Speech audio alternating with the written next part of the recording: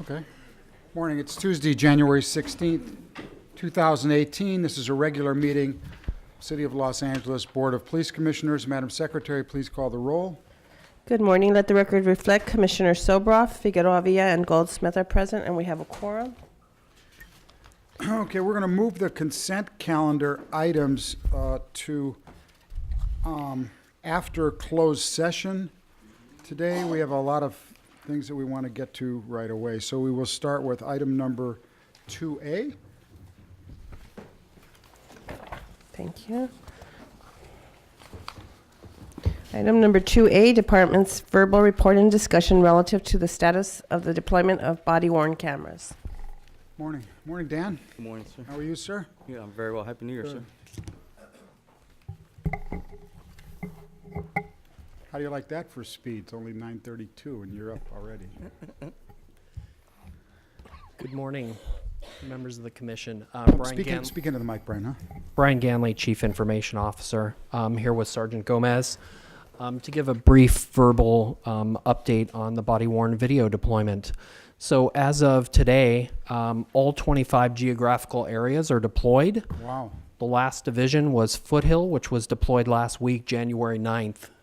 I have some statistics for the total deployment as well as just a typical 24-hour period. So total deployment, cameras deployed, 6,155 cameras at this point. Videos created, just under 3.4 million videos total since the beginning of the deployment. But based on that, that's on an average of how many cameras deployed? Because only half the cameras were deployed during that period of time. It's a sliding scale, so the per day statistics are actually probably a little bit more illuminating. And so we picked a random day, January 10th. In that 24-hour period, January 10th, we created 10,276 videos that day. That's a total of 2,145 hours of video over those 10,000 videos. Did you watch them all? Not quite all, still binging. And then a little bit technical, but that's about 4,000 gigabytes of video for that 24-hour period, which is about 4 terabytes. We're now just over 1 petabyte of video, which is 1,000 terabytes for the entire period since deployment began.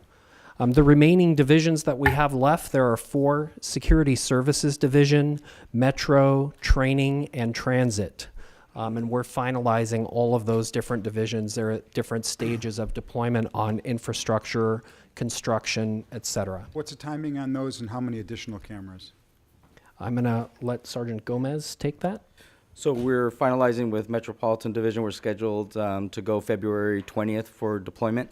But they're unique in the platoon sense that they do. They're not all in one division, so we'll work with Assistant Chief Grimala to work out the logistics and her staff. As far as security services, our infrastructure, we just finished it. It's complete. They're also getting an influx of personnel, so within 30 days, we think we'll be live there as well. They're a smaller division, so less than 100. And in training division, we're also doing some technical walkthroughs at the academy. We have some construction still remaining there. The last one is transit, which was not a part of the original project plan. Yeah. So we're treating that as a different project. So unfortunately, I don't have a good timeline for that. However, we did do a set aside of equipment so that we have enough to be able to deploy them once we work with the county on how we're going to do the installation and construction. So will you be close to the 7,000 number when you're finished or a little under that? We will be right at the 7,000 number. If anything, we'll be slightly, with all of our deployment, we're going to hit our mark, and that'll probably be right in mid-March.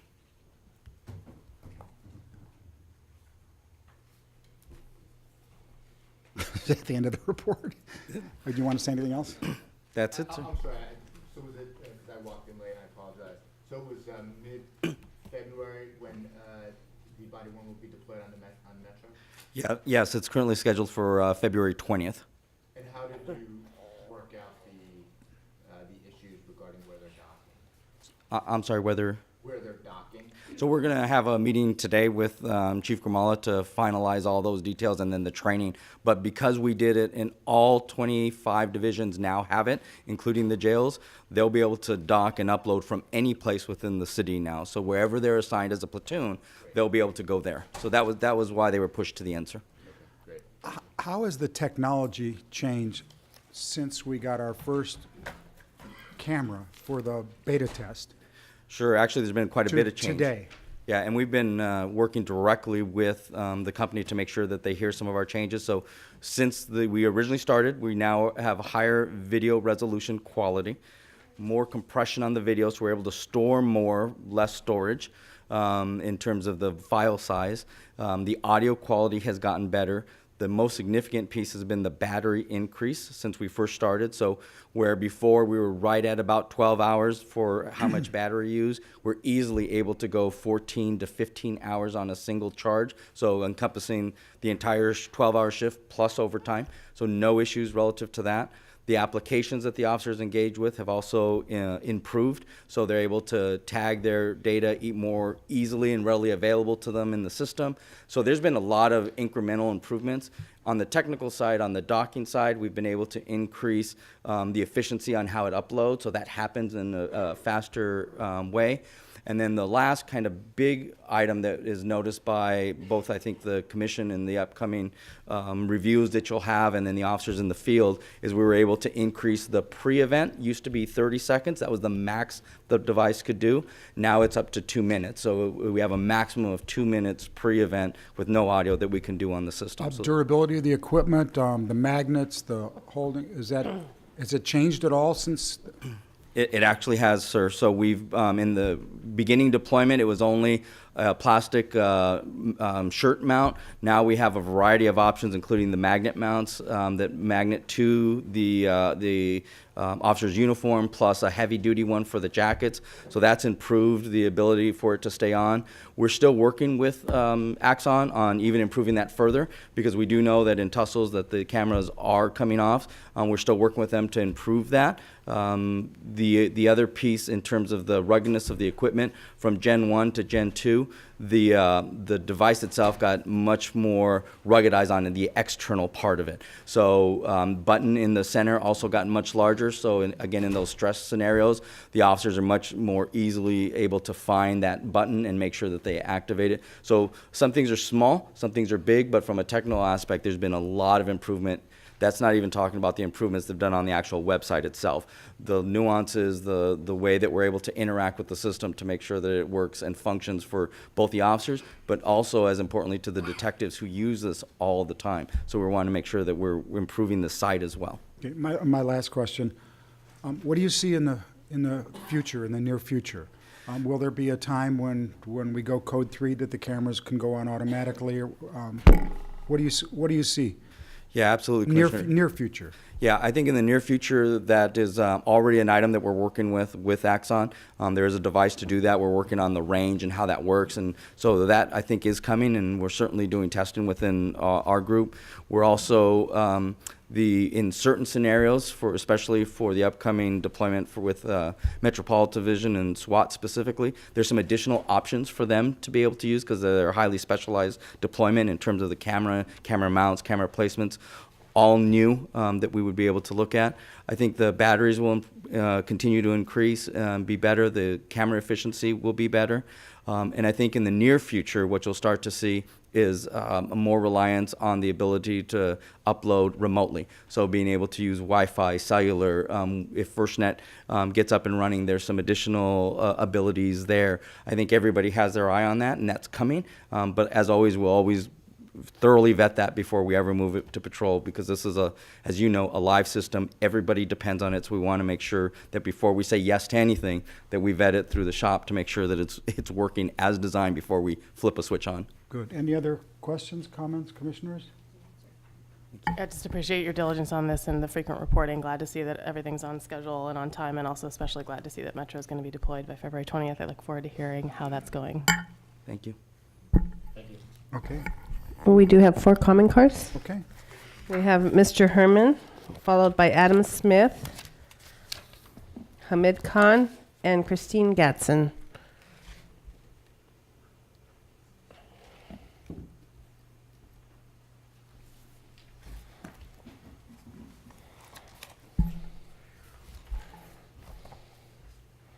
You said 4 on this? Yes, sir. Okay.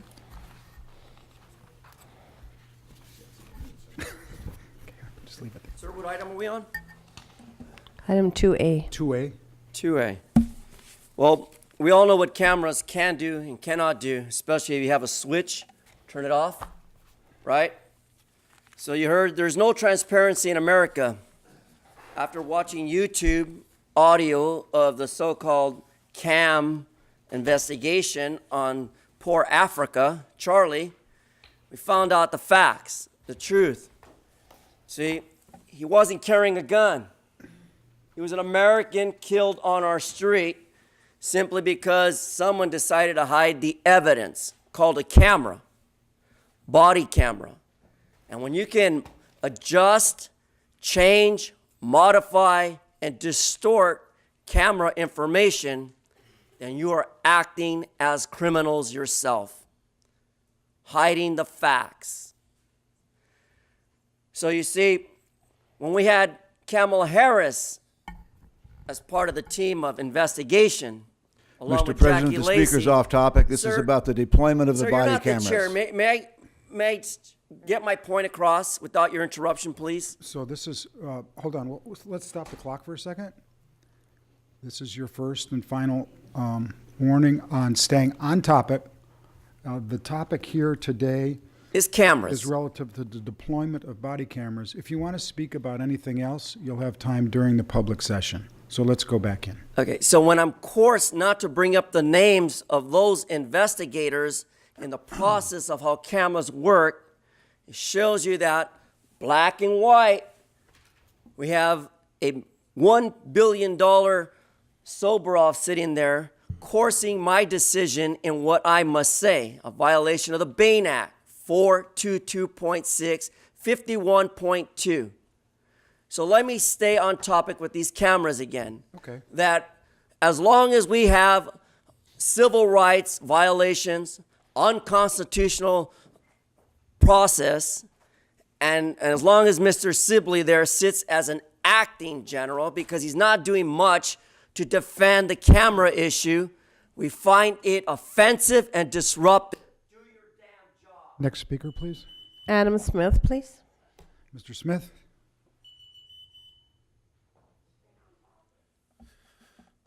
Is this your phone? Yes, thank you. What is the end goal of the police department's use of body cameras? Studies show that they don't actually alter the abusive behavior of officers, as we saw a few months ago with LAPD officer Gaxiola, who apparently, without knowing his camera saw him, appeared to plant cocaine in the wallet of black motorist Ronald Shields. All the felony charges stemming from this stop and arrest have been dropped against Mr. Shields by the DA's office since the Can you release stop of the the clock video. for a second, please? Mr. Smith? Yep. I stopped the clock. The topic here is the status of the deployment of the, hold on, I stopped the clock. I know. The deployment of the cameras. You can speak about anything else you'd like to during public comment. But during this portion, Yeah. if you don't stay on this topic, Which is body cameras. no, it's the deployment of the body cameras. Okay, so we'll start your time. Go ahead.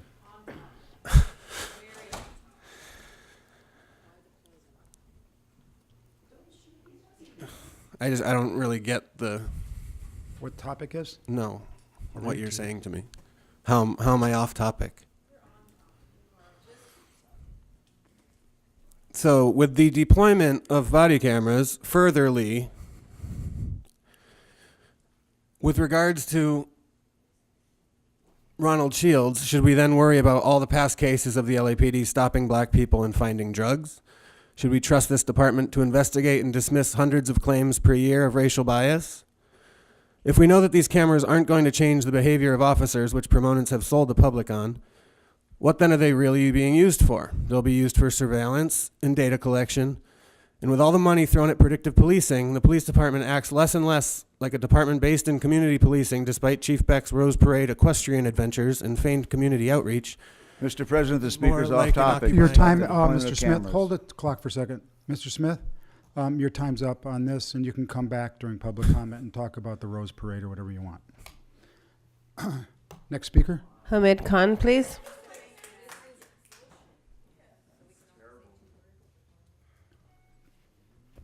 what the rules are.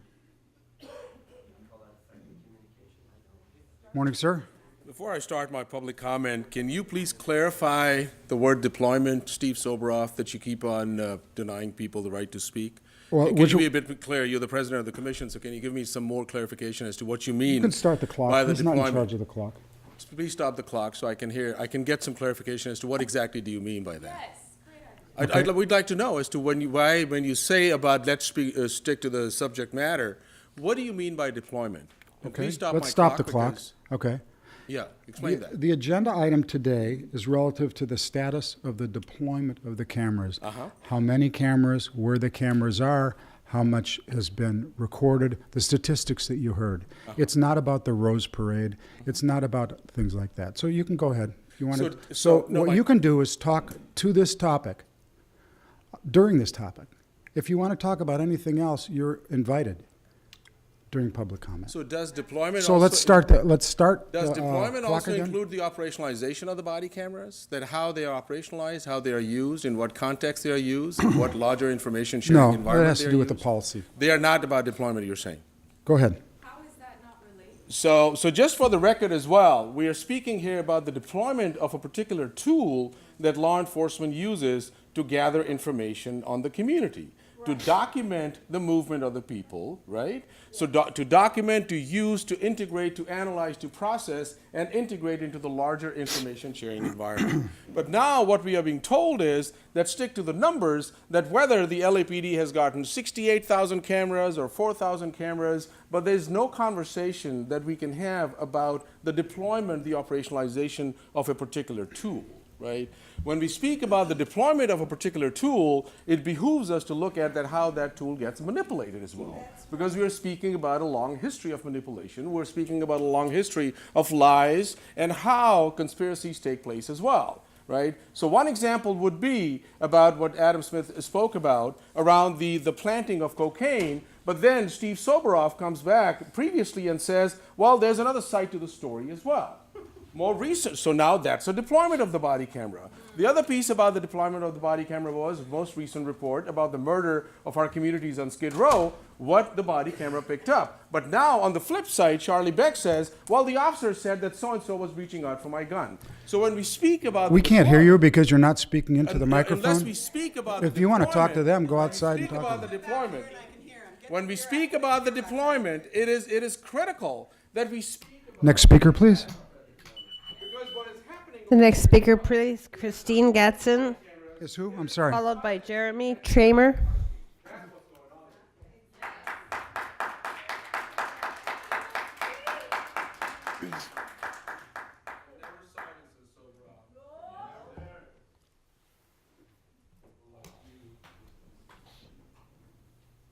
I want to restate my opposition to the deployment of body cameras. It's nothing but spying on the people of Los Angeles, and it's a tremendous waste of the city's money. It has nothing to do with accountability. It has nothing to do with curbing abusive practices. Rearranging the agenda the way that you did today is an obvious attempt to subvert the comment process. And the final speaker on this item, Jeremy Tramer. Morning, sir. So I was hoping for an update on the 1,500 stickers that were mentioned last spring. I believe there was going to be 1,500 stickers put into police cars to remind cops to turn on their body cameras. And it's these kind of common sense measures that are really going to make people use body cameras. You know, a lot of people are worried, so what if we have body cameras because people aren't going to turn them on?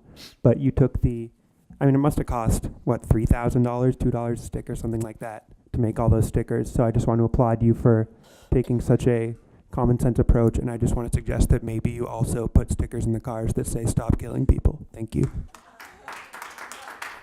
We have no other comment cards on this item, sir. Okay. There's no action on this. Mr. President, item 2B has been removed from the agenda. Okay. Do we have any commissioner comments on D, E, F, or G? If not, we can waive those reports and see if there are public comments on items 2D, E, F, or G. Anyone? I don't think we need a report on that. Okay. So do we have any public comments? We have Mr. Herman on each item, sir. Okay, and that's it? That's it? There's no more comment cards. Okay, so we'll get some more. Okay, so we're not late, right? No. Let's get some more. Can we get some more? Start with 2D. Yeah. We'll start with 2D. 2D. Okay. Department's report dated January 10th, 2018, relative to the grant application and award for the 2017 Internet Crimes Against Children program. We have Mr. Herman. And Herman also has a card in on E, F, and G.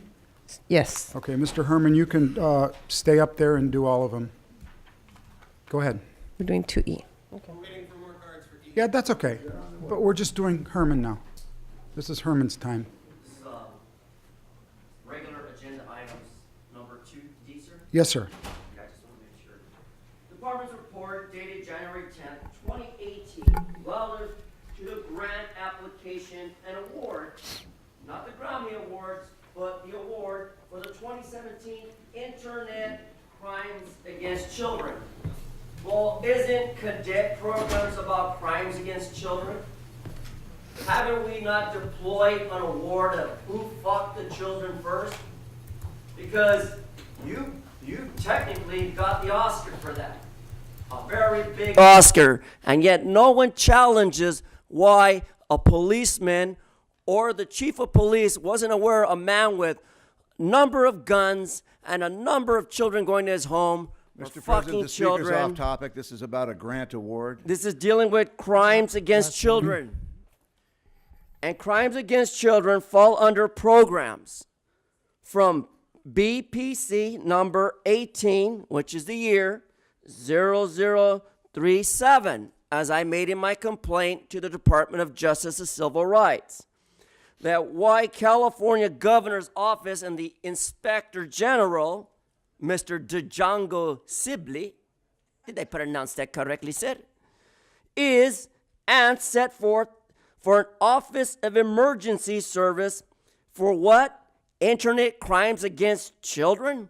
Well, it's not just adult schmucks at home on the internet playing with T-Fank. No, they're people who are actually committing crimes against children. What is a crime against a child? It is having sex with a 14 to 16-year-old at your home at a barbecue. That's a crime. Fucking children is a crime. Okay, let's have your comments on Fucking children is a crime. What other items, sir? Now you have E, F, and G to go. One at a time. So regarding 2E, Department's report dated January 10th, 2018.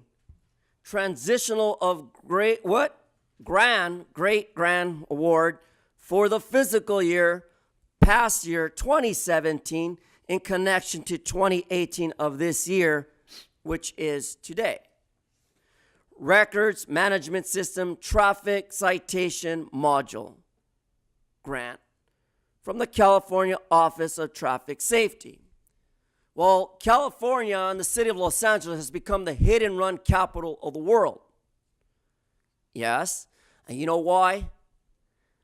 All due to Mr. T-Fank and the spearmint rhino for convenience and necessity. Mr. More President, alcohol. the speaker's off topic. Off This is topic? about a I'm grant dealing award. with traffic, sir.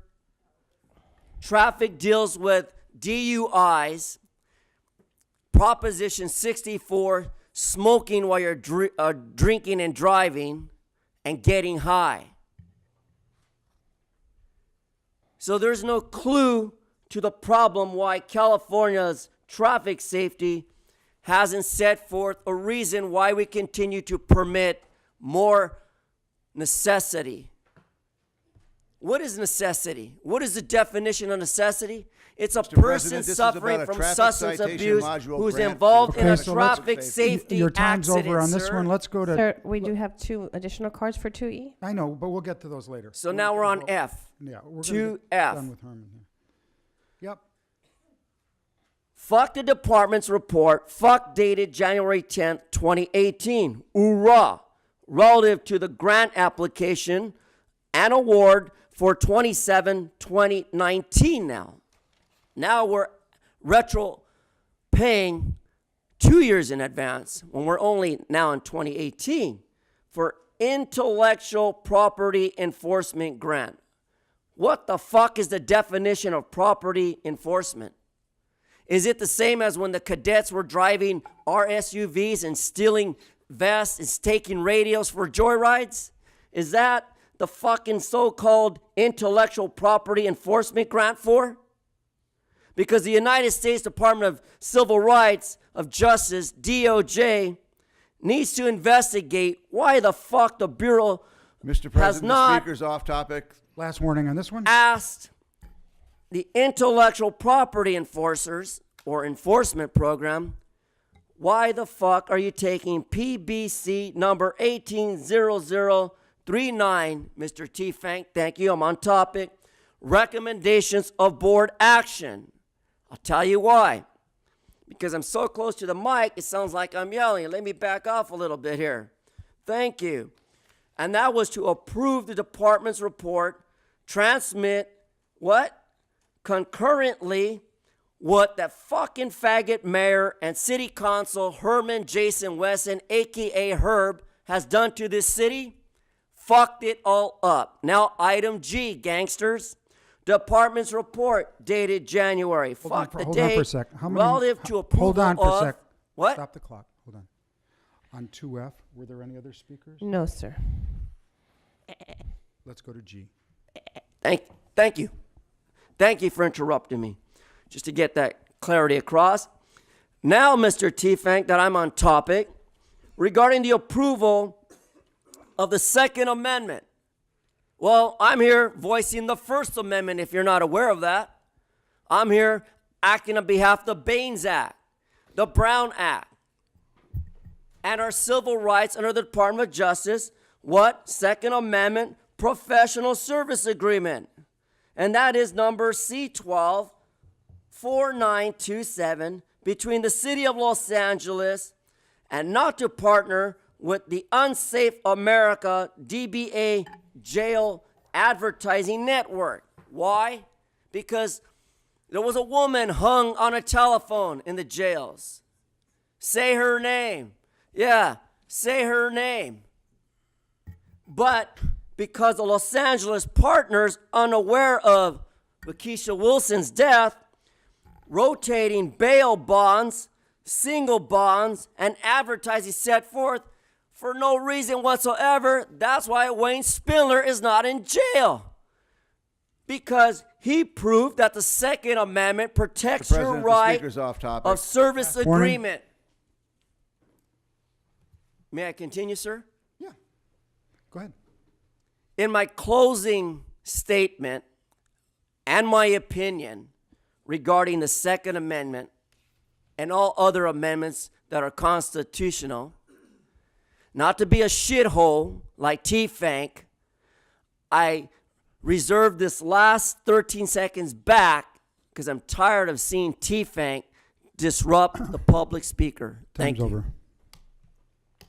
Okay, we have no other speakers on items number D, F, and G, so may we have a motion for approval of items D, F, and G? I'll move items D, F, and G. We have a second? All in favor? Aye. Okay.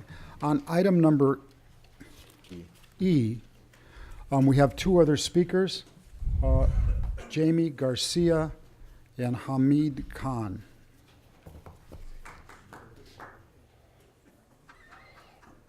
This is on item number 2E. So this is the infamous records management system that we were talking about earlier, Shane, about how nationally this is an initiative to modernize how information is starting to be collected and shared amongst not only departments, but nationally amongst law enforcement. So this is a part of LAPD's 2020 plan, goal number 10, to leverage technology to improve performance, implementation of the application and data monetization program.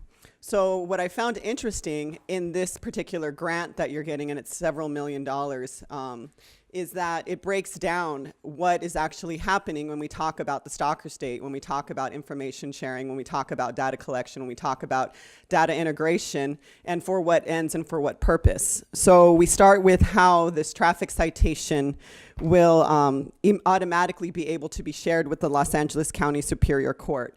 So that's an example of information sharing about how we're moving into this age where no longer, where what they want is to be able to exchange this data at rapid rates. They want not only to be able to exchange it between departments rapidly, but they want to be able to exchange it through FBI.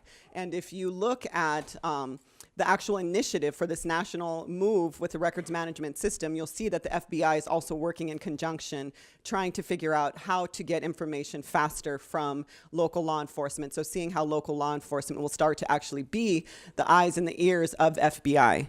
So we talk about the Los Angeles County Superior Court on information sharing. So then what also is happening is that this integration of information is also going to be happening with body cameras and dash cams as well. So the citation gets written, the records management system is going to figure out how can I integrate this with other information that's being picked up either at that time or other information, other citations that have existed in the system as well. So more integration of data.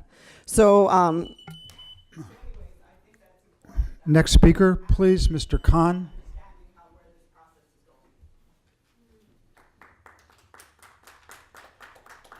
This is item number 2E.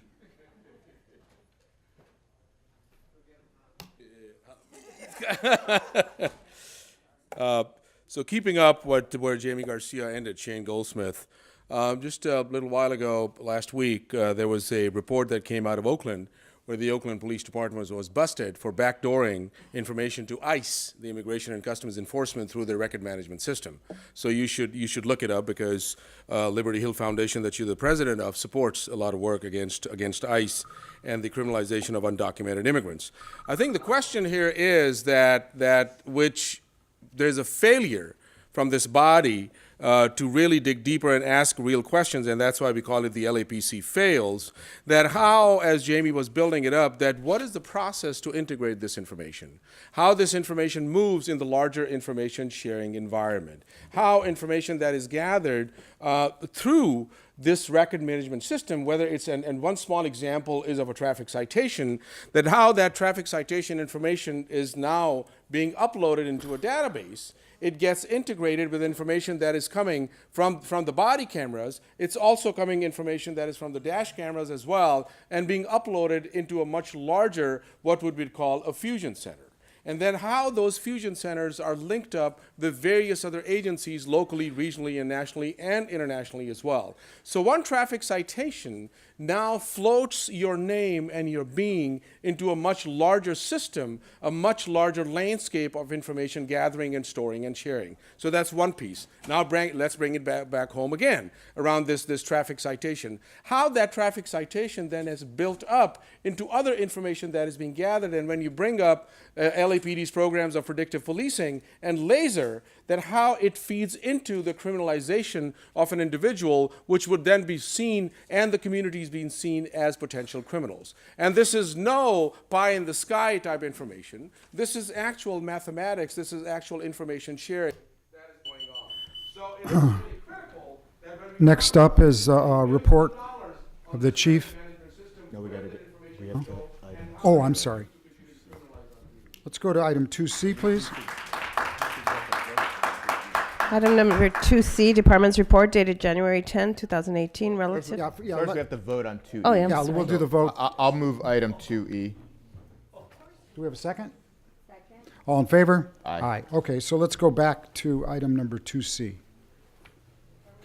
Report dated January 10, 2018, relative to the complaint process audit, AD number 16-024. Morning, gentlemen. Good morning, Commissioners. I'm Jeffrey Phillips, Commanding Officer of Audit Division, and with me is my section Assistant Officers in Charge, David Kennedy, and he will be providing a quick overview. Unless, I can go right to questions unless anybody wants the actual report. That's Can fine. we go right to questions? Let's do that. Great. So my first question is relative to paragraph 1B. Can you explain, just so I'm clear, on what this what was actually checked and when the teams to report? Because I was surprised that I would assume for a limited tour assignment, especially, which is obviously a coveted position, that the teams two would be part of the package that would be evaluated as a part of the transfer. Is that what did not occur here? It did occur. However, Teams 2, there's different versions that are evaluated. And in this particular case, the version is the promotion pay grade advancement report that needs to be looked at. And so there's other versions. There's versions for a performance evaluation. There's versions just for the employee, him or herself. And it wasn't the correct version that was utilized in some of these DERs. So the Teams 2 report was reviewed, but not the correct version? That's correct. So what are the multiple versions, and why are there different versions of the report?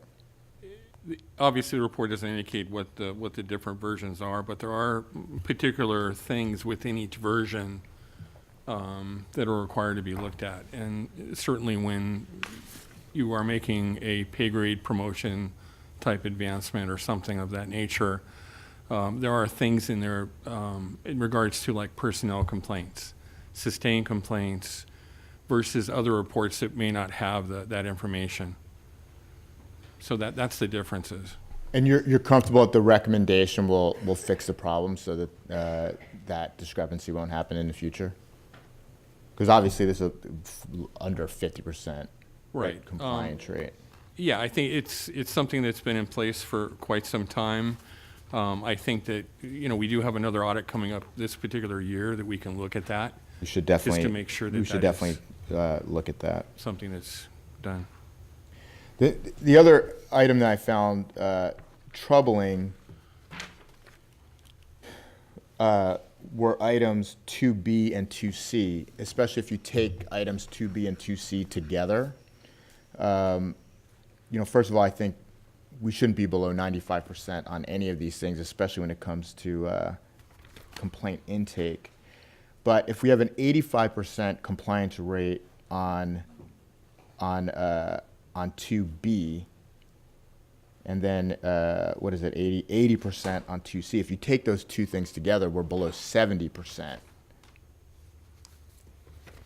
And you would have to take them together, Sure. right? Because if you're only getting 85% on the first take, and then you're only doing 80% of the 80%, that means our compliance rate is actually below 70% on people making phone calls to make a complaint. And the 85 and 80 sounds bad enough, but below 70 is terrible. One of the things to consider with regard to Objective 2C is obviously the amount of what it is that we assessed, and it was 4 out of 5. The reason that's so low is because it's kind of needle in a haystack type of. It's hard to identify a population with this particular objective. Nonetheless, yes, we have one that did not meet the standard, but these are processes that have been in place for quite some time, and so communication with Professional Standards Bureau with regard to these findings, they understood what the implications were, and they indicated that they would be addressing the issues. Because there's no recommendations related to those two items. Right. And again, I'm not sure if Objective 2C, obviously that's not a statistical sample, and so I'm not sure, wouldn't feel confident saying that's representative of all those types of, representing the population. But it's just difficult to identify a population given the fact that it's kind of like a needle in a haystack. Now, again, and I'm not saying it's something that it shouldn't be looked into, but I'm not as confident as being able to have a statistical sample and saying, yeah, this is reflective of Is there a that way entire to population. do this in a way that you have a statistical sample? Yes, it would definitely take some time, because in essence, it's looking at a population, going through each one, and seeing if it meets the criteria for what it is that we're looking for. Most of them would be, no, that doesn't meet it, and going through that process. Right. So, But that's why you do a much smaller sample. right. But then you can't just then not extrapolate out from there because you don't like the results. Correct.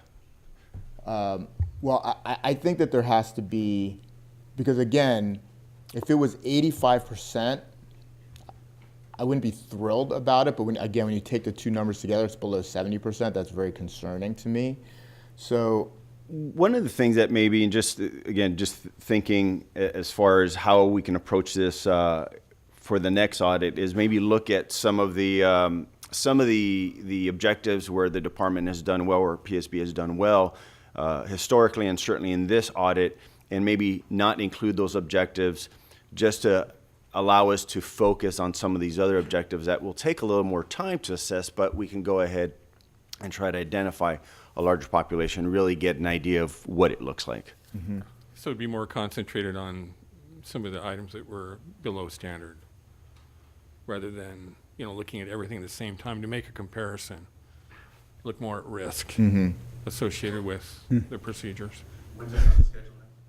I'd have to look. I'm actually divvying up the different audits for this year, but I'd have to take a look, and we could go ahead and have a conversation with Professional Standards Bureau, and when there's findings like these, I like to have a communication with the commanding officer and an understanding of what it is they're going to put in place to fix the issue, and then give it some time to go ahead and take that, have that take place. I don't want to go back and conduct an audit when they're still midstream and trying to put a fix to something. So maybe I definitely think at a minimum, the fact that this problem has been identified needs to be.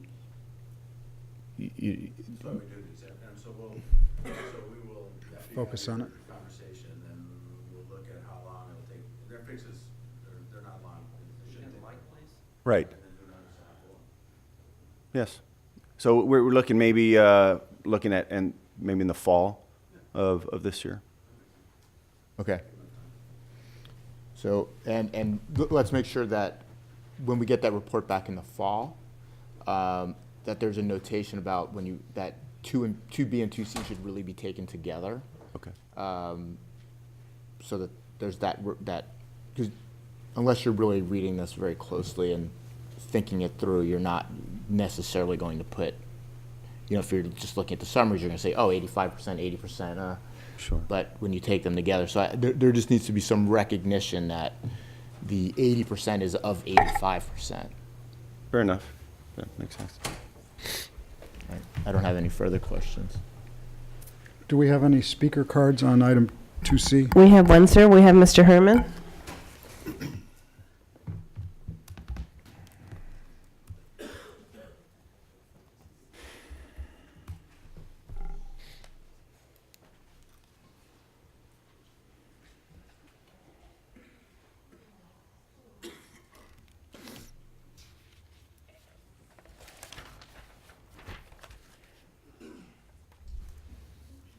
Well, folks, we have to wait for a report in the fall regarding the troublings of items 2B and 2C. And why is that?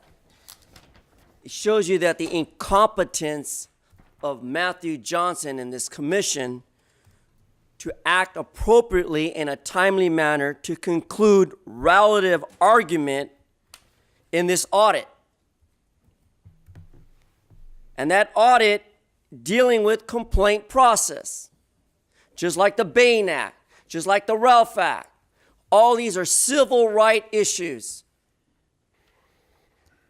And one in addition that's most important, which none of you as a commission care about, is the Ralph M. Brown Act, 54950 to 54963. And incidentally, relative to 1B as well, Mr. Johnson, as you said, well, one relative, 1B, I'm concerned. Can you explain?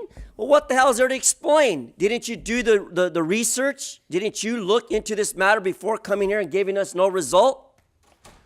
We're the people. We're the legislative body of California. All of us here who are here to speak. And we're demanding that you come with information and delegate on our behalf, instead of coming with some bullshit report for next fall.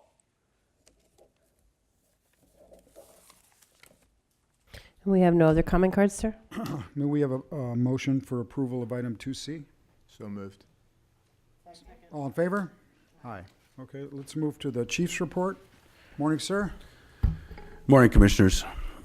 A couple of events focusing on the Martin Luther King Day that I'll make comment on. First was our department's Martin Luther King breakfast. We changed the format this year and did it at Altamed in Watts, Southeast Division. Had several hundred people attend, more grassroots than our normal MLK breakfast that's held at USC. So it's a good event. I thank both Commissioners Johnson and Commissioner Sobroff for attending. It was well attended by community members, and I think it was appreciated. The department also participated in the MLK Day Parade on Monday in Southwest. No major incidents occurred. We had an officer-involved shooting on January 8th at approximately 1800 hours. Uniformed officers assigned to Metropolitan Division observed a vehicle traveling in an erratic manner eastbound on Florence from Maine. This vehicle accelerated, rear-ended another vehicle, lost control, proceeded to collide with a street light pole. And as the officers approached the vehicle, the suspect partially pushed his body through the open driver's window, produced a rifle, and pointed it at the officers, an assault-type rifle. Officer-involved shooting occurred. The suspect was struck and died at scene. No officers were injured. On January 11th, at 11:25 hours in Southwest Division, uniformed officers assigned to Southwest Patrol were directed to the intersection of Walton and West 40th Place for a suspect of a domestic violence. He was later identified as Dexter White. And the officers approached the suspect on the northwest corner of 40th Place and Walton Avenue. Suspect White made statements consistent with being armed and or soliciting suicide by cop. He produced an object quickly from his pocket in a shooting stance. An officer-involved shooting occurred. He was wounded. He's transported to a hospital where he remains seeking treatment for a gunshot wound to the right upper shoulder. A cell phone was located next to the suspect, and that is believed to be the object that he removed from his pocket and simulated a handgun. Personnel statistics, we have 10,060 sworn personnel on payroll. 29 of those are municipal police. That gives us a sworn balance of 10,031, just too shy of our funded strength of 10,033. We have 2,896 personnel, civilian personnel on payroll with 390 vacancies, a little over 400 reserves, 285 specialist volunteers, 55 chaplains, and 1,850 young people in our cadet program. Thank you. Thank you, Chief. We have comments? We have 3 comment cards. We have Mr. Herman, Melina Abdullah, and Adam Smith.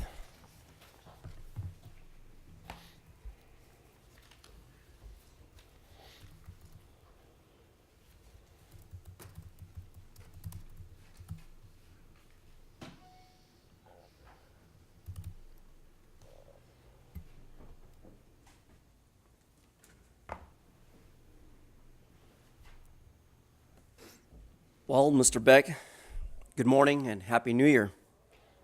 We're happy to hear that crime statistics haven't changed. We're not surprised, are we? Civilians being killed. And what about the YouTube incident regarding Charlie, Africa, on Skid Row? Was he or was he not reaching for his gun? Apparently, he must have, because you popped 5 bullets into the poor man on his back.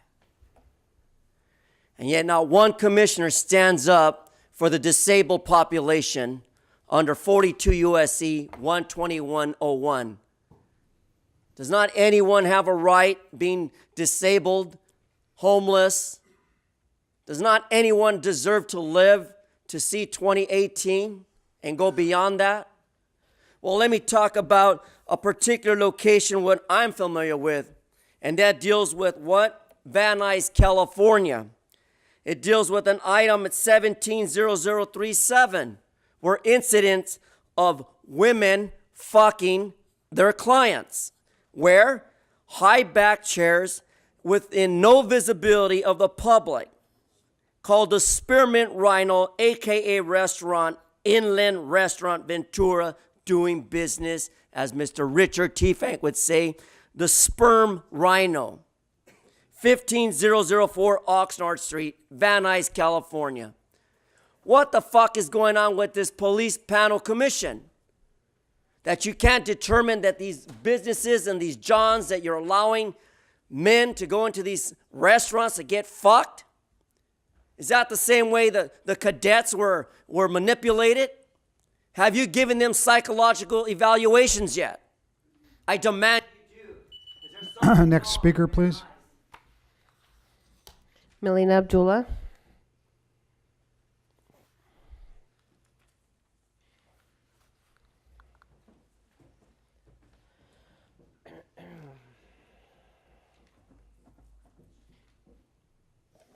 So there's 2 items that Charlie Beck presented that I want to speak to.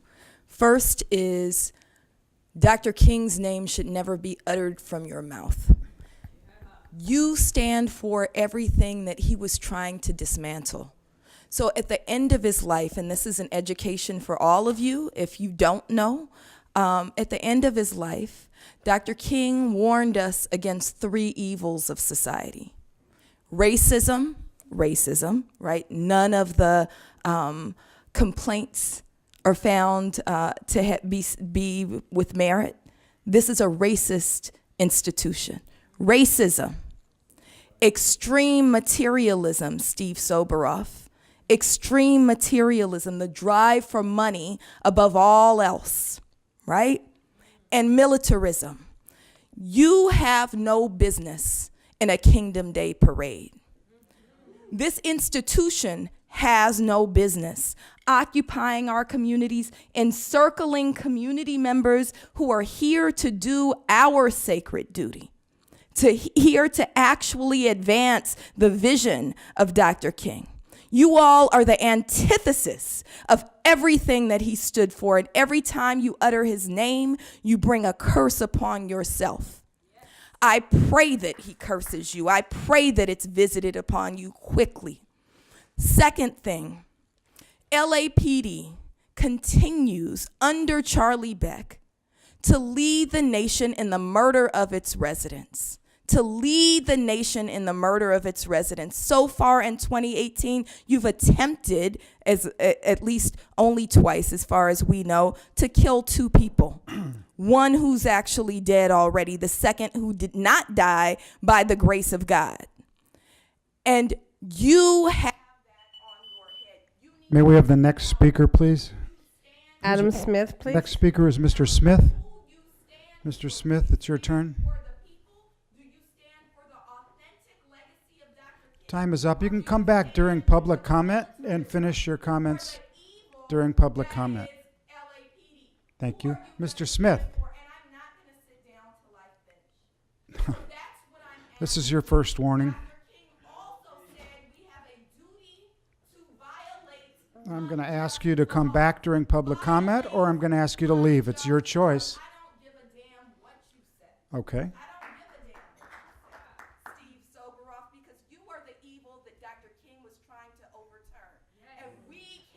So that was your last warning. I'd like Professor Abdullah to leave the room, please.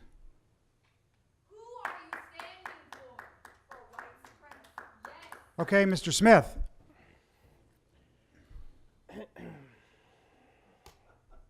Morning again. Jamie brought up a good point when we were sitting there during your report. You seem so sure about the details around these officer-involved shootings.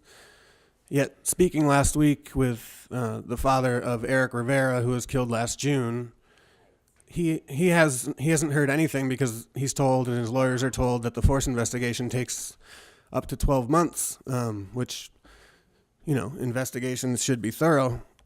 And it's just kind of telling as to how sure you are today, days after these shootings occur. I don't know. It just doesn't make something's not adding up. When this person supposedly, pulled a cell phone, and I don't think anybody should be in a position to be killed, police or the people that they kill. But we're talking about Eric Rivera, who was unarmed, shot 7 times, including in the head, and then the officer's patrol car that wasn't put in park trapped him underneath the car. Like those details, how is that investigation taking so long? But you seem to have already wrapped up the details of the cell phone bandit. And it just doesn't make sense. Okay, No other cards on this item. let's We're go to now- public comment, please. Public comment. We have 9 cards. Okay. The first 4, Gina Viola, Christine Gatson, Adam Smith, and Mr. Herman.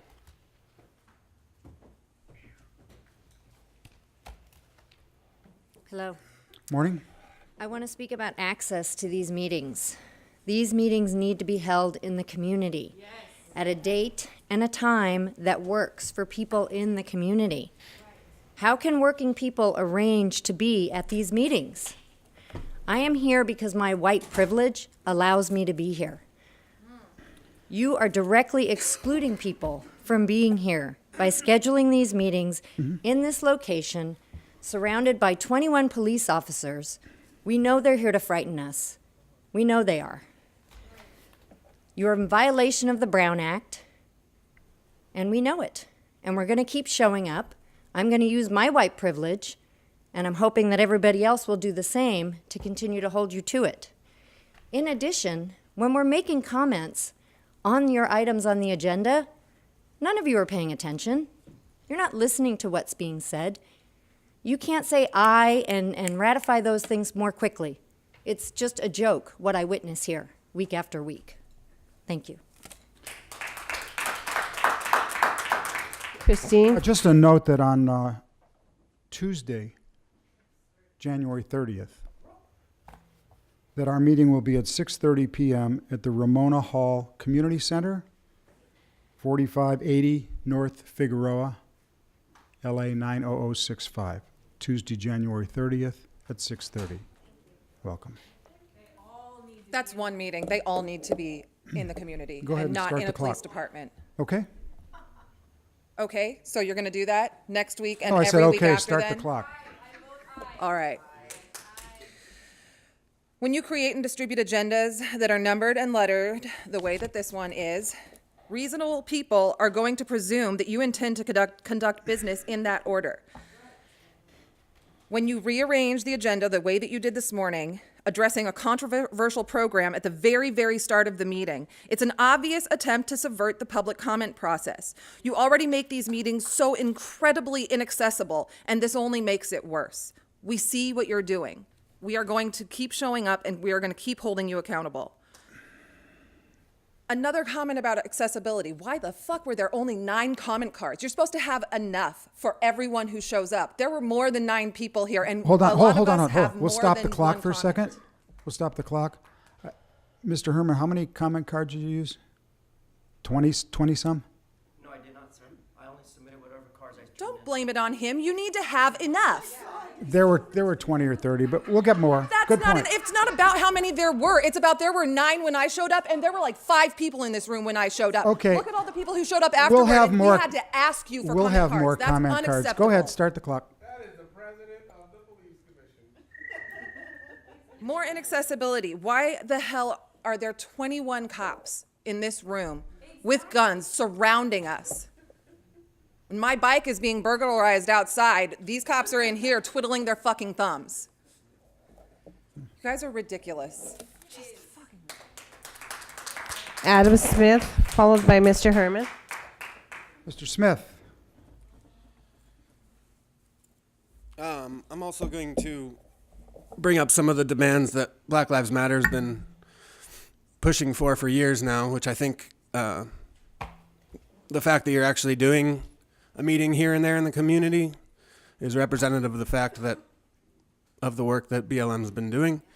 But to reiterate some of the things that have already been said about accessibility, it is ridiculous that it's on a Tuesday at 9:30 in the morning. It needs to be somewhere in the community where working people can afford to be able to go, schedule-wise.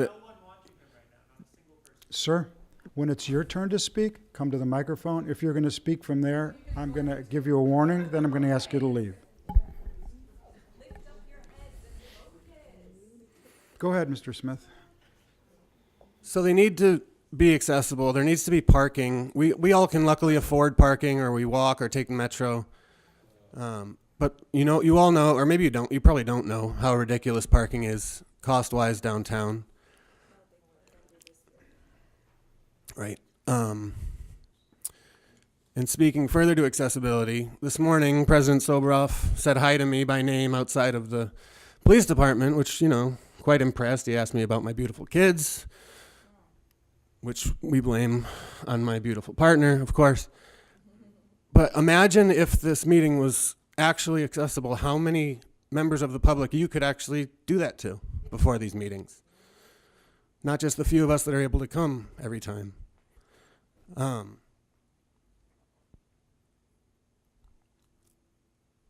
I think one of the other BLM demands that's pertinent to this commission is about community representation. None of you actually represent the communities that are affected by LAPD policies. And I think it'd be really brave and telling about how much you care about the community if one of you resigned and publicly asked Mayor Garcetti to appoint someone from these. Next speaker. Herman? So as you heard earlier regarding the spearmint rhino off of 15004 Oxnard Street, Van Nuys, California, 91411, Police Commission. Why, again, do we have this adult atmosphere going on in DBA restaurants? You take your children there. Is that the way we train our cadets? This is how grown men fuck children? But you guys call them kids. Because some of us have gay children. I'm not offended by that. That's your choice, Mr. Soboroff. It's a choice. God dislikes homosexuality. Not me. Not I. And right, Martin Luther King shouldn't come out of your mouth, Jew, because it was you that killed an innocent man and stuck him on a Christmas tree because you ordered it by demand that the Romans pin the man to the tree. Now, once again, Mr. Richard T. Fank, I see you at every safety meeting, and you continue to promote sex for children. I continue to demand Jose Huizar resign for his sexual misconduct, his sexual harassment with Francine Godoy.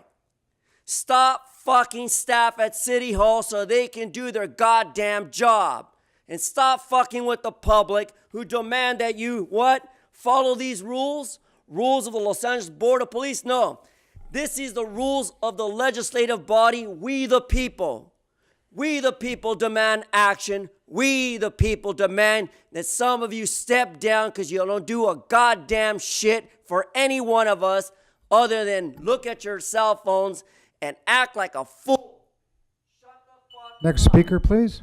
The next three speakers, Prentice Jenkins, Victoria Hare, and Laura Smith.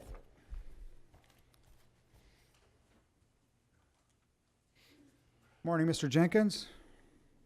Good morning, President Soboroff. Good to see you. Vice President Johnson, Board, Chief.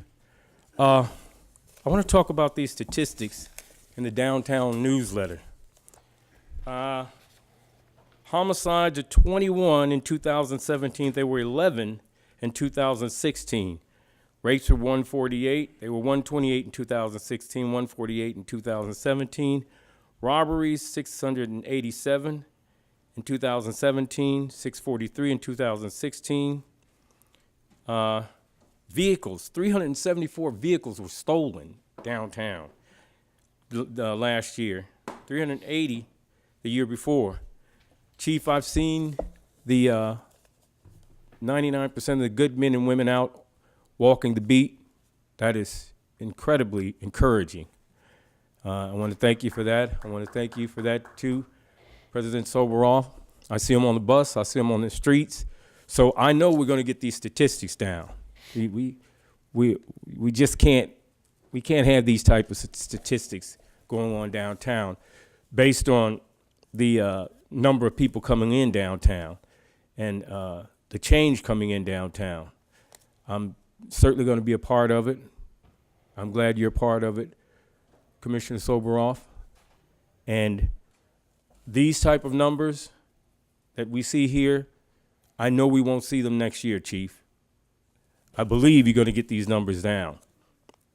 The good men and women here of the Los Angeles Police Department are going to continue to walk the beat. I'm glad you got them out of their cars, and they're on the beat now. We also need to get them to start some traffic control, on Bixel, where people like myself and others are dodging cars trying to get across the street. Stay in the crosswalk. Victoria Hare, followed by Laura Smith, Hamid Khan. Good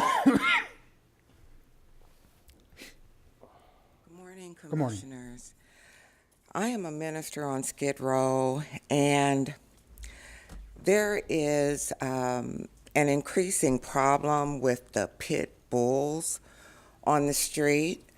I took the initiative to go over and speak with Newton Division. I've spoken with Central Division, and I've also spoken with the officers to get their feel on what we might be able to do to eliminate this problem. The way that the tents are set up on the street, my thing is, if you're living on the street in a tent, why do you need 2 to 4 pit bulls? You can't take care of yourself. And so a lot of times, people are shopping and they are walking down the streets. And if you're walking down some of the streets and you're walking towards the back of the tent, by the time you reach the front of the tent, the dogs are on you. I had to beat a dog with my cane because he was trying to attack a lady who was pushing her stroller. I said to her, stay, we'll call LAPD to get a record of it. I think maybe that she was undocumented because she didn't want to stay, but I stayed. And that when LAPD arrived, the dogs were so out of control, they made me move further, away, because we didn't know what the dogs were going to do. I care about the community officers. And if, the community is facing this dilemma, that includes the officers as well. And so when I spoke with the officers, I said, well, what do you think that we can come up with to solve the problem? So what we came up with was perhaps we could have policy changed. Can I go? May we ask that someone, Chief, would someone get the details from the Reverend and see what we can do? Who would that be? The next speaker. Okay, Chief Grimalo will speak with you. Okay, great. And then we'll get as much of the information as you can give us. Okay. And let us take a look. Thank you for Wonderful. coming. Thank you.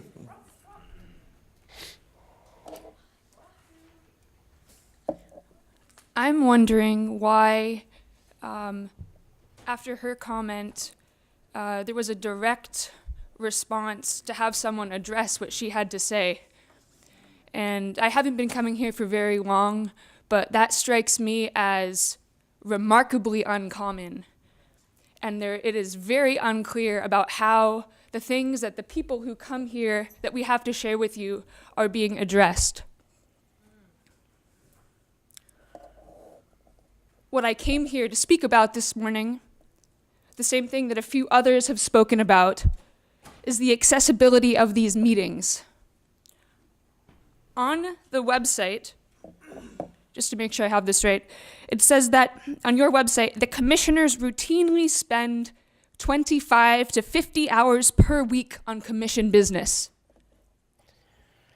So each week, routinely, 25 to 50 hours of your time is going into this role, which strikes me as meaning that this is, at least theoretically, a real priority in your time, something that you take seriously, that you decided to accept this role and to dedicate this time. What's unclear to me is what those hours are actually filled with on a regular basis. We have these public meetings, Tuesday mornings, 9:30. Sometimes they change at the last minute and it's unclear unless you go on and check. But given that this time is allotted for this, I think it's quite feasible and very important that every single meeting is made accessible to the public. As the first speaker said during this period, she could be here because of her white privilege. I can be here because of my white privilege, and there are so many people who can't be here. We need parking. These meetings need to be in the community. Thank you. The next three speakers, Hamed Khan, Jed Perriott, and Jamie Garcia.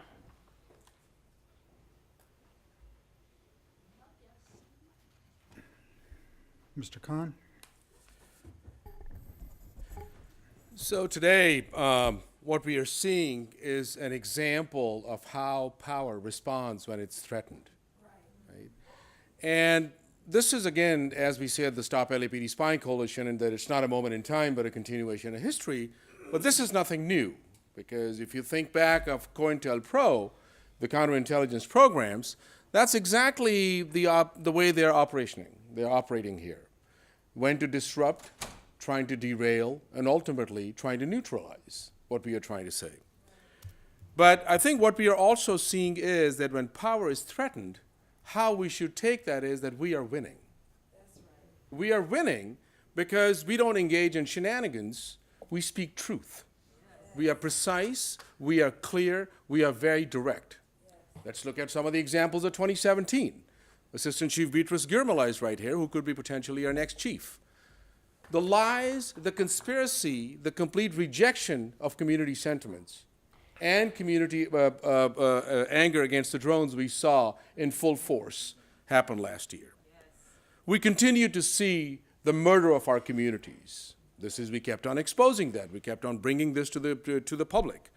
Then we also exposed the 43-year history of sexual assault, domestic violence, and child abuse when we saw this rampant sexual assault going on against minors, 15-year-olds, 16-year-olds, on and on and on for the last 43 years.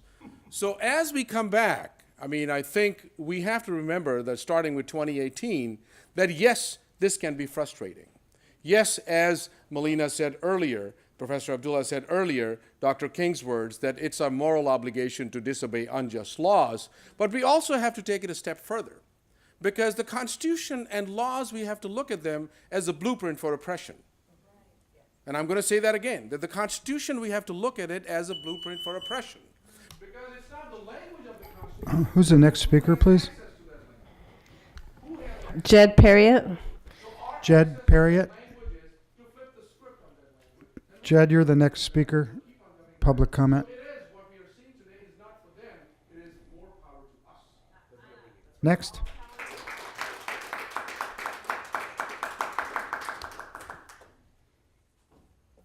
In honor of Dr. King, I have to say it is a tragic truth that you don't have to be white to uphold white supremacy, Matt Johnson. And Cynthia McLean Hill, who is absent today, and Jackie Lacey, and so on and so forth. It is an utter tragedy that you will not recognize that Dr. King sought to completely dismantle the system that you continue to uphold, that takes 54% of our city budget into policing, incarcerating, marginalizing, pushing folks into police-occupied ghettos and in holes in the ground. And you know, it's amazing how elaborate this system is. Started off, obviously, to suppress working class communities from coming together and organizing to build people-powered movements, right? Police have their history in stopping and obviously oppressing people of color, but specifically in preventing folks from organizing together to create community, specifically created to protect and to serve wealthy property owners, a majority of whom are white, and continues to do so these days. Steve Soboroff, a perfect example of such property owner who has amassed, I don't know how much money off of white supremacy.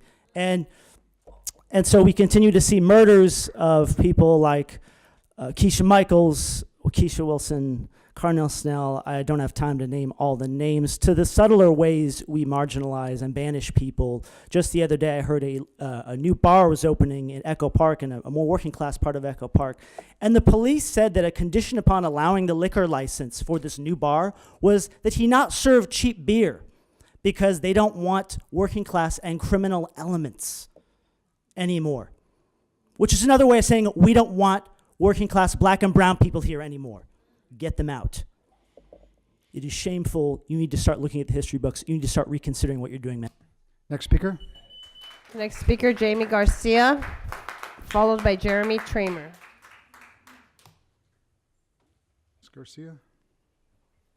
So I didn't get to finish kind of my thoughts earlier, but just to kind of sum things up, we're looking at the gathering of data, right? We have the body cameras that serve no purpose for the people. We have the digital in-car video systems that soon will have facial recognition technology. We have traffic citations, which we saw in the biased policing reports were at the heart of complaints. Then we have also field interview cards that are going to be started, which we know with the field interview cards, with electronic field interview cards, that's going to be the heart of Operation Laser. So we have the gathering of all this data, then we have the integration of it, which we see now the communities realizing we need to look more into record management system, and we know that Palantir exists. So those are the programs that we know now are integrating all this data for us, or not for us, but for you guys. And then there's the operationalization of all this data with data-driven policing methods like Predpol and Laser. So, but what we're not getting to the heart of is how this data itself is biased, it's racist, and it's violent.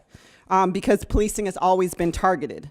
So the community feels it because we see in the biased policing reports that the community is saying there is targeting policing going on. I'm feeling violated. I'm feeling like I'm being singled out. And the surveys are demonstrating that as well.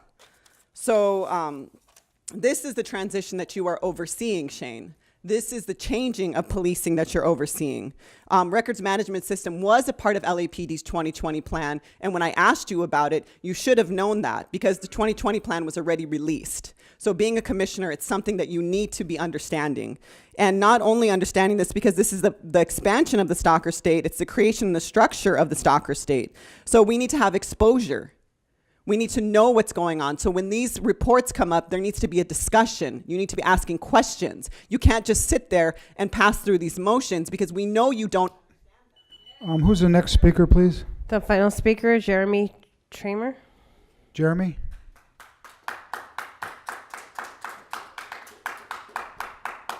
Matt Johnson, what level of Candy Crush are you on? Maybe pay attention to what people are saying instead of just looking down.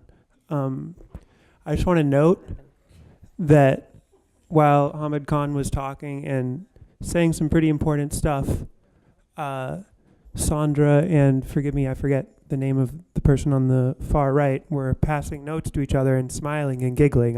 You can't make this up. I'm not a teacher, but I feel like that's pretty standard kind of rude behavior. So, you know, if you're going to make it this hard for people to get here, at least when they get here, the least you could do is at least pretend like you're listening. I know you're not actually, but at least pretend. That's all. We have no other comment cards on this item, sir. Okay. We do, Close- we're closed now in session? Closed session, and we have one card for each item from Mr. Herman. Okay. And those are the only comments on the closed session? 5A1, 5A2, 5A3, and 5B.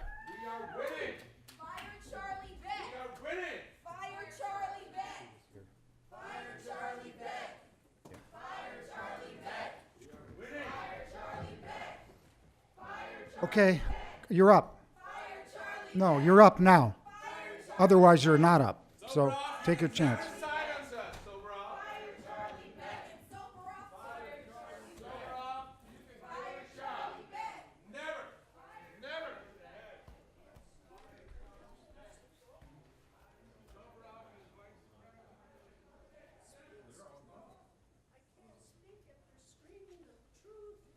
Let's go, Herman.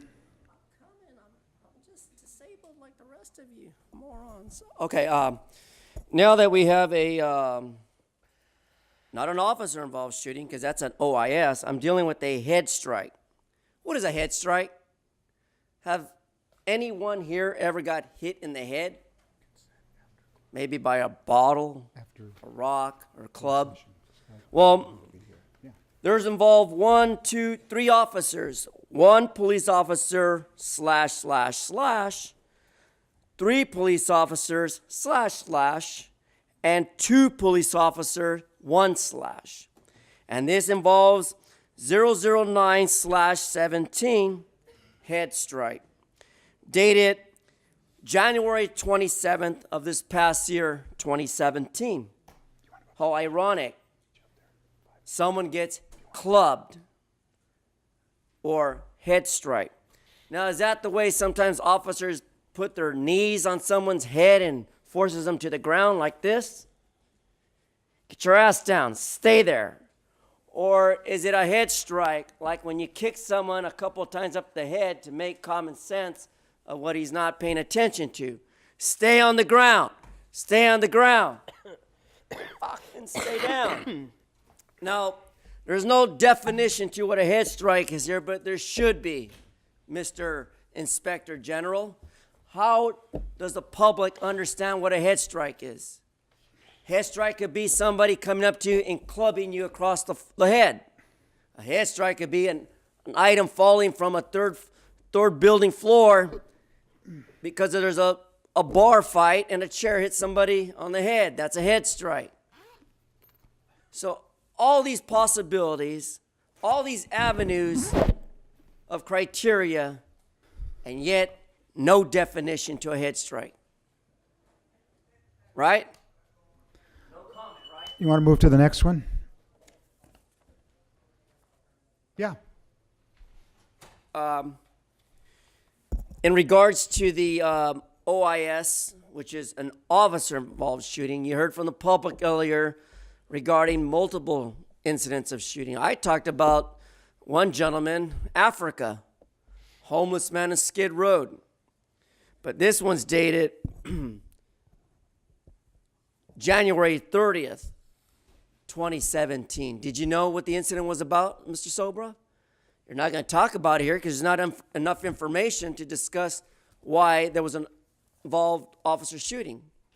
So this one involves just one officer. Now, was this officer trained adequately to draw his weapon? Did he go through extensive training by hours, time and place? And did he get a California state certificate indicating that he had a right to draw his weapon and take a life? See, a life doesn't matter to a Jew man like me. I'm not a racist. I'm not a shithole coming here talking about bullshit. I'm talking about in reference to an officer-involved shooting by the parties of Marquez and De La Torre. Same name as our rookie attorney on the end over there, Carlos.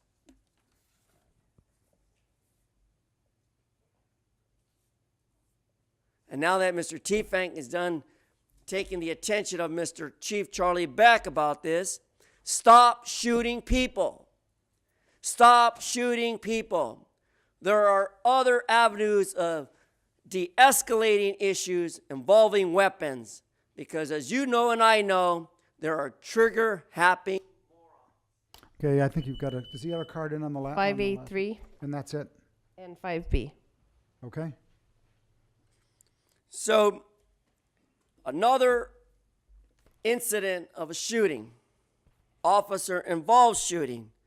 Not that any rank and file here deserves to be fired for incidentally protecting himself, but you should know that appropriate training would prevent that.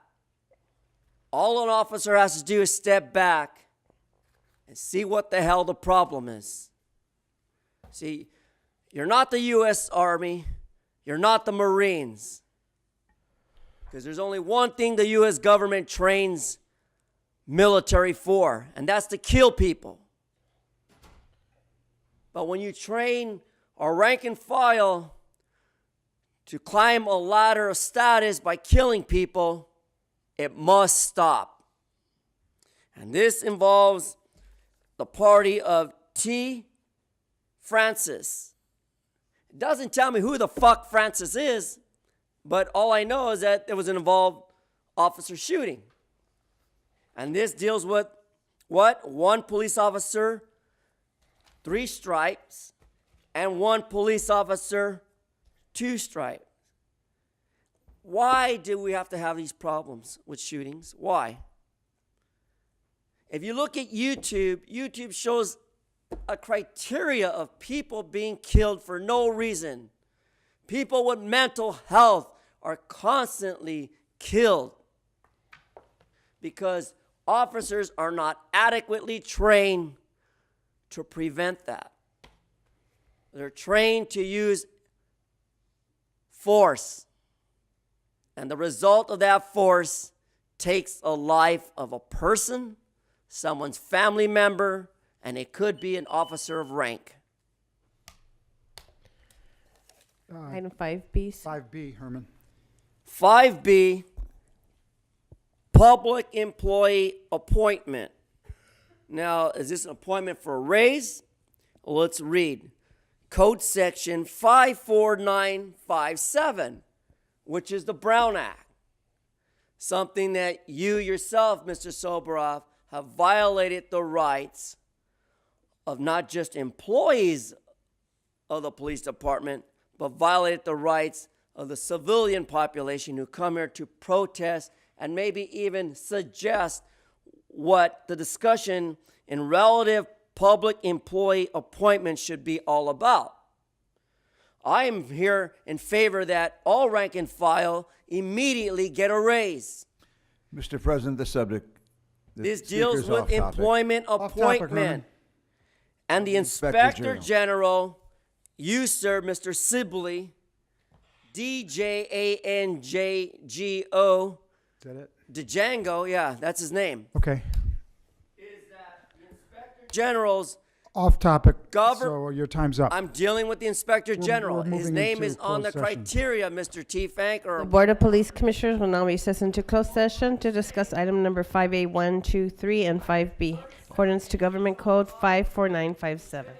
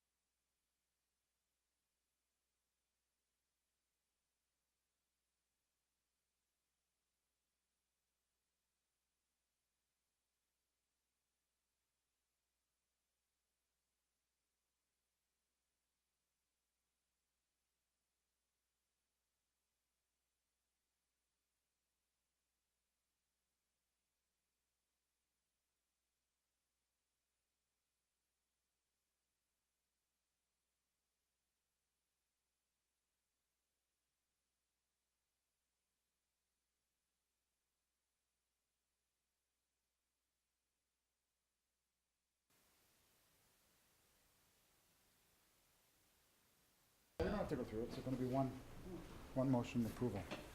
Before, it would have been 25 minutes. We would have had 2 minutes on each item. Maria, can you do it, Richard? Yeah, I'll tell them to turn the, are we live? We're live, okay.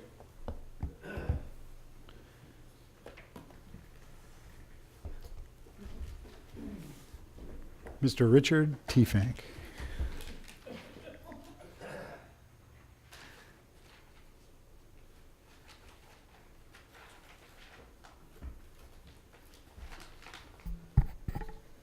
Commissioners back in session. The commissioners have concluded their work in closed session.